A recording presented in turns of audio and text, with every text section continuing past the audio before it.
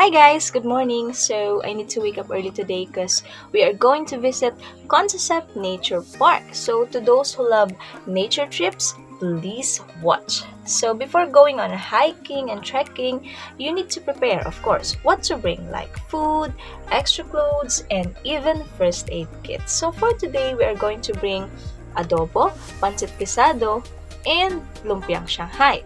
We will also have sodas for our drinks, and of course water. You must not forget to bring a lot of water because from time to time you need to keep yourself hydrated, so you need to drink a lot of water. And chips, of course, for our snacks. So since we are going to mountain, you need to apply insect repellent on your skin to protect you from insect bites. And since we are going to Consocep via motorcycle, so I need to apply sunblock on my skin. So, mind you guys, you don't want to bring a lot of stuff with you because hiking will be difficult for you. So once you're all set, we're ready to go. Bye!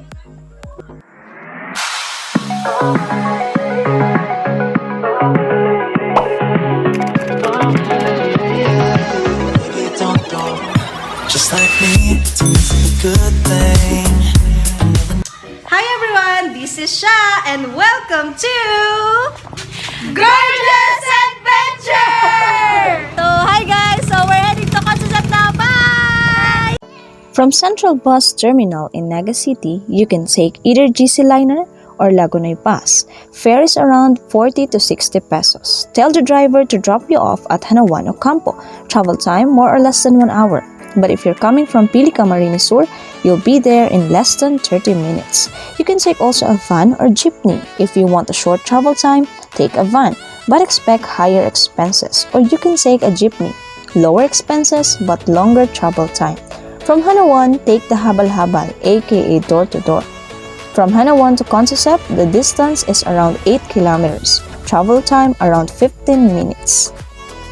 There is an entrance fee of 20 pesos. So that's it guys, welcome to Consocep.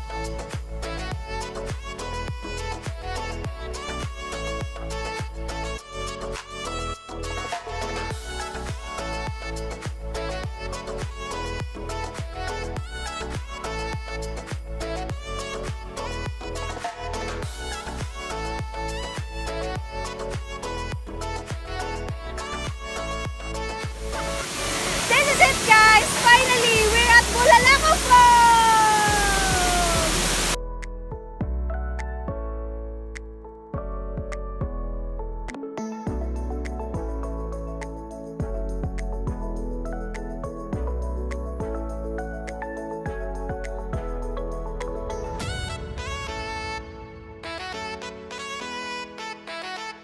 That's it guys, that's the end of my vlog. So always remember, take nothing but pictures, leave nothing but footprints, and kill nothing but time.